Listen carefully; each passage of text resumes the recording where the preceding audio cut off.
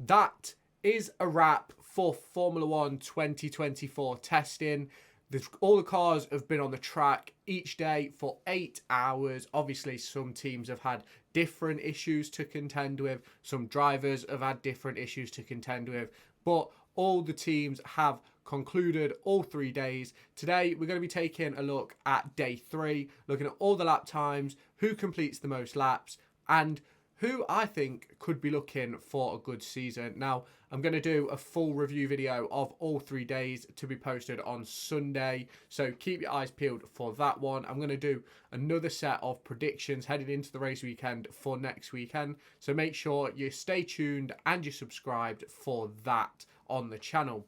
So let's now take a look at the lap times, who finished at the top of the times, and who had a few struggles.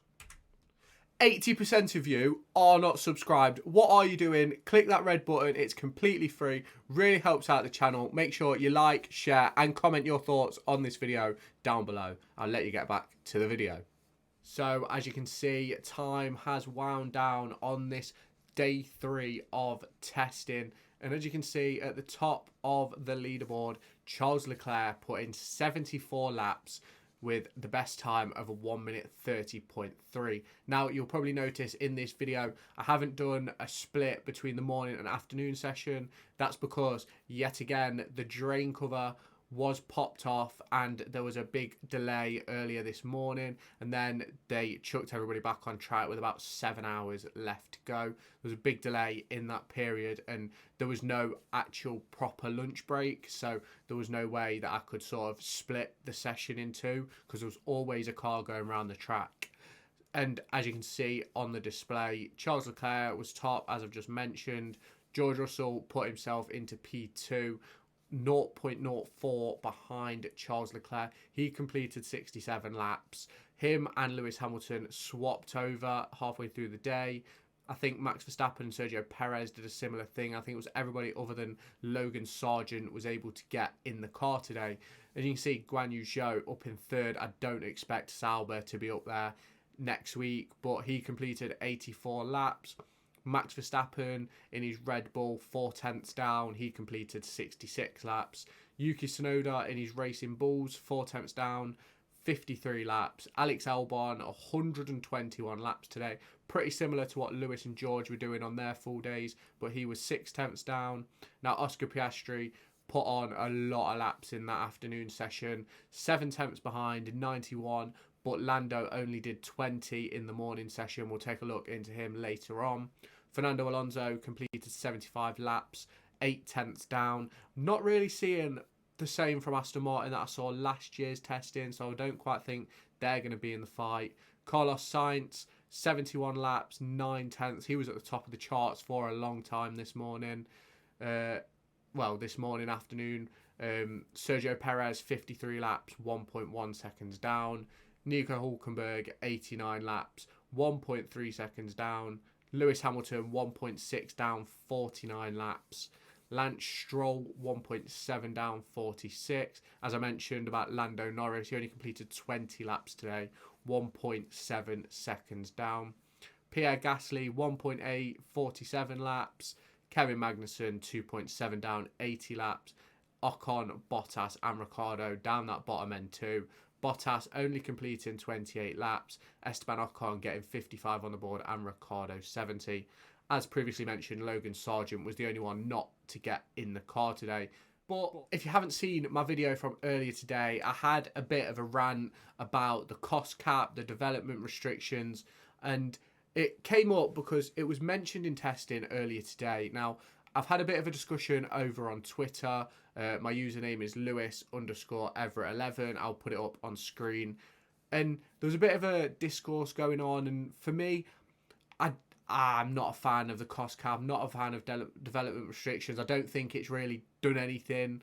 And I'm not really a fan of the new regulations. Now, I'm happy to be proven wrong and I'm happy for this season to be much better. But I think from what I've seen so far from Red Bull, I think this season is going to be another whitewash. Wouldn't surprise me if Red Bull went 24 for 24. Now, obviously, you have situations like Singapore where there is a possibility where someone could get a win. Do I think that is possible this season? Maybe, but I think we're looking at a bigger gap this season than we had last season. And we have to remember Red Bull had even less than everybody else because they had the development punishment from the cost cap breach.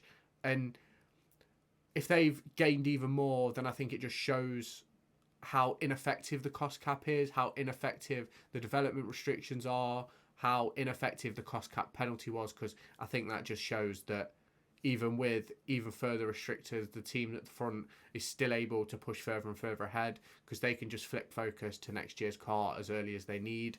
Now, obviously, no one can focus on 2026 till the start of next year. So we've got a lot to go through this year. It's going to be a long season, 24 races. We start off at Bahrain next week.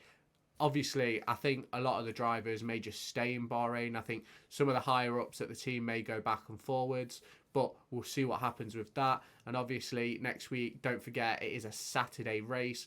Practice on Thursday, practice and qualifying on Friday, and then the race is on Saturday at 3 o'clock.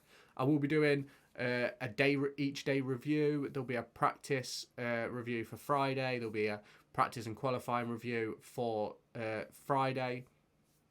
Obviously, on the Friday, I'm going to split it and I'm going to do 2 videos. I'll review practice and make my predictions in the first one after the first session. And then after qualifying, I'll do a full qualifying review and a preview into what we can expect going into the race.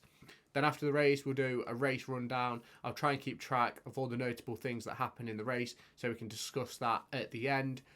But as this video is mainly about testing, don't forget about next week. Don't forget about early.